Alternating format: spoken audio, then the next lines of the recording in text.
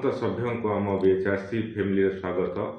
प्रथम मैं आपण मानक धन्यवाद जनइबी जे आपण मूल्यवान समय दे समाज सेवा जनहित कार्यगुरी आपण मैंने आमको सहयोग कर सहयोग जोग ही आज सारा भारत वर्ष में बीएचआरसी भारतीय ह्यूमन राइट्स काउंसिल ना अच्छी आम घरे घरे पहुँची लोक मानक निरीह असहाय मानक साहाय्य कर पारुछु। प्रथमे मुझे मोर संक्षिप्त परिचय दे दूची। मो ना हूँ मोहम्मद मुस्तफा। मु भारतीय human rights council Odisha state president और आम संस्था विषय आप जाना बहुत जरूरी। आम संस्थार स्थापक होती डॉक्टर पूर्णचंद्र साहू सार।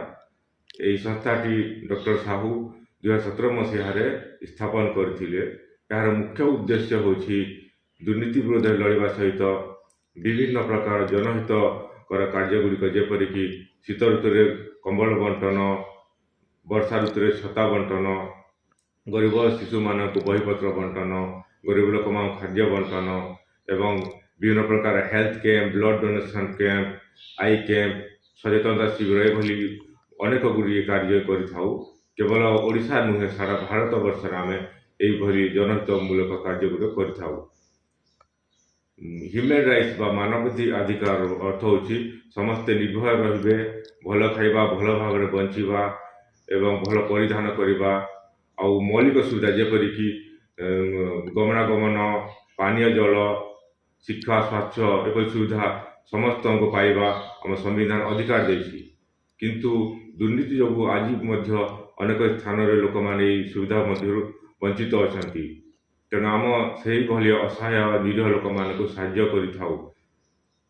आम किपरि साहाय्य करिथाउ यह भी आपण जानिबा जरूरी। किछि समस्या विषय आम जना पड़िले सारा भारत वर्ष जो स्थान हो किछि समस्या विषय जना पड़िले डॉक्टर पूर्णचंद्र साहू ताहाको ऑनलाइन कंप्लेन माध्यम रे कंप्लेन रजिस्ट्री करथांतु। तापर सेटा बहुत कम समय से सॉल्व हो जाए। ता सहित आम सभ्य मान अच्छा जो मैंने सर्वे करी कौन समस्या थी सेटा आमको जनाई थांती। आम सब मिसिकी टीम होगी जाके सर्वे करूँ और से विषय से संपृक्त संस्था को आम जन था एवं बहुत जल्द से समाधान होता है। तो आपण मैंने समस्ते आमको सहयोग कर समस्त को मु धन्यवाद जनाऊँगी। एभली जनहित कार्यगुड़िक आम आगे भविष्य में आगू बढ़ी चलू। धन्यवाद।